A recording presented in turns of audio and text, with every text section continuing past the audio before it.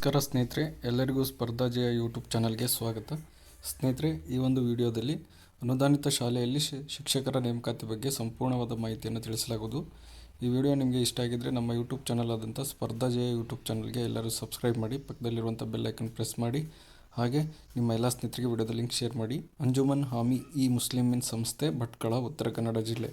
ಈ ಒಂದು ಶಾಲೆಯಲ್ಲಿ ಖಾಲಿರುವಂತಹ ಶಿಕ್ಷಕರ ನೇಮಕಾತಿ ಮಾಹಿತಿ.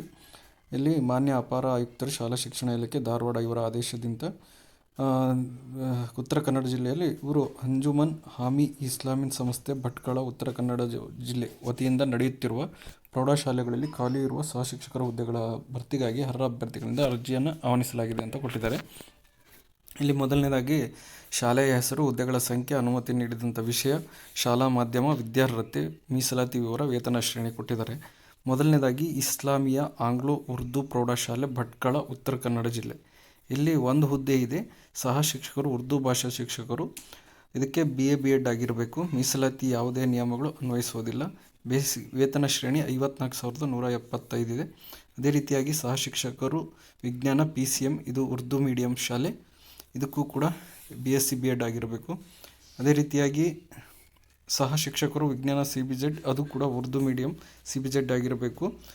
ಮತ್ತು ಅದರ ಜೊತೆಗೆ ಇನ್ನೊಂದು ಸಹ ಶಿಕ್ಷಕರು ಸಮಾಜ ವಿಜ್ಞಾನ, ಇದು ಇಂಗ್ಲೀಷ್ ಮೀಡಿಯಮ್, ಇದಕ್ಕೆ BA B.Ed ಆಗಿರಬೇಕು. ಇದಕ್ಕೆ ವೇತನ ಶ್ರೇಣಿ ಬಂದುಬಿಟ್ಟು 54,175 ರೂಪಾಯಿ ಇದೆ.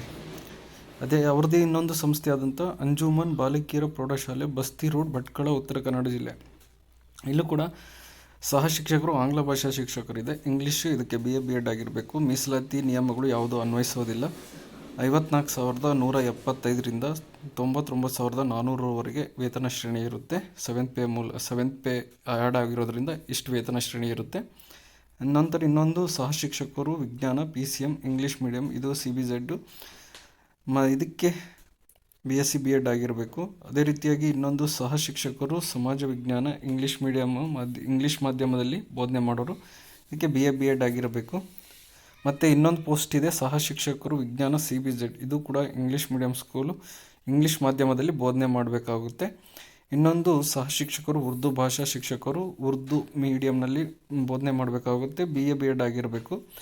ಇಲ್ಲಿ ಅಧಿಸೂಚನೆಯ ಸಂಖ್ಯೆ ಮೂಲಕ ನೋಡೋದಾದರೆ ಅರ್ಹ ಅಭ್ಯರ್ಥಿಗಳು ಏನು ಮಾಡಬೇಕಪ್ಪ ಅಂದರೆ, ದೃಢೀಕೃತ ದಾಖಲೆಗಳೊಂದಿಗೆ ಅರ್ಜಿಯನ್ನು ಈ ಜಾಹೀರಾತು ಪ್ರಕಟಣೆಯಾದ ದಿನಾಂಕದಿಂದ 21 ದಿನಗಳ ಒಳಗಾಗಿ ಈ ಒಂದು ಕೆಳಗೆ ಕಾಣಿಸಿದ ವಿಳಾಸಕ್ಕೆ ಅರ್ಜಿ ಸಲ್ಲಿಸಿ, ಅರ್ಜಿಯ ಒಂದು ಪ್ರತಿಯನ್ನು ಉಪನಿರ್ದೇಶಕರು, ಶಾಲಾ ಶಿಕ್ಷಣ ಇಲಾಖೆ, ಉತ್ತರ ಕನ್ನಡ ಇವರಿಗೆ ಸಲ್ಲಿಸುವುದು.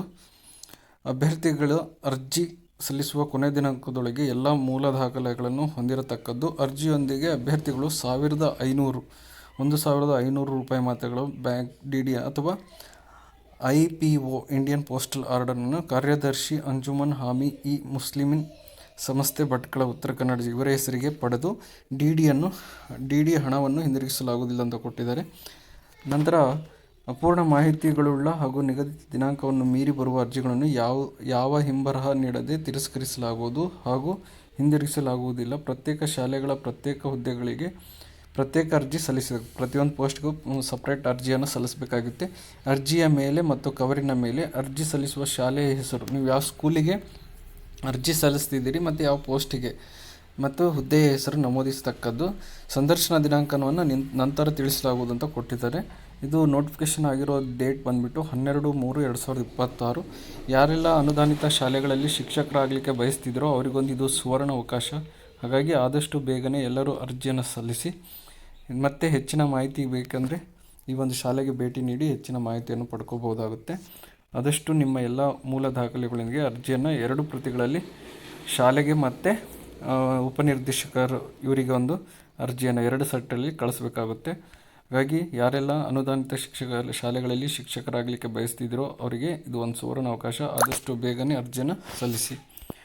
ಹಾಗೆ ಇದೇ ಥರ ಮಾಹಿತಿಗಾಗಿ ಅನುದಾನಿತ ಮತ್ತು ಅನುದಾನ ರಹಿತ ಶಾಲೆಗಳಲ್ಲಿ ಶಿಕ್ಷಕರ ನೇಮಕಾತಿಗಾಗಿ ನಮ್ಮ ಯೂಟ್ಯೂಬ್ ಚಾನಲ್ ಆದಂಥ ಸ್ಪರ್ಧಾ ಜಯ ಯೂಟ್ಯೂಬ್ ಚಾನಲ್ಗೆ ಎಲ್ಲರೂ ಸಬ್ಸ್ಕ್ರೈಬ್ ಮಾಡಿ, ಪಕ್ಕದಲ್ಲಿರುವಂಥ ಬೆಲ್ ಐಕನ್ ಪ್ರೆಸ್ ಮಾಡಿ, ಹಾಗೆ ನಿಮ್ಮ ಎಲ್ಲ ಸ್ನೇಹಿತರಿಗೆ ವಿಡಿಯೋದ ಲಿಂಕ್ ಶೇರ್ ಮಾಡಿ.